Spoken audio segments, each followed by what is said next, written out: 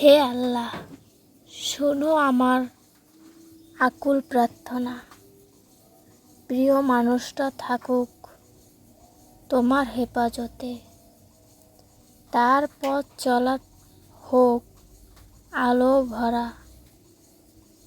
মনের ক্লান্তি মুছে দাও সিনিগন্ধ ধারা। রিজিকে দাও তুমি বরকতের ছোঁয়া, হৃদয়ে তার ভালোবাসা করো আরো গভীর। দূর দেশে থাকুক তবুও থাকুক শান্ত, তোমার রহমতে কাটুক জীবনে প্রতিটা ঘন্টা। আমিন।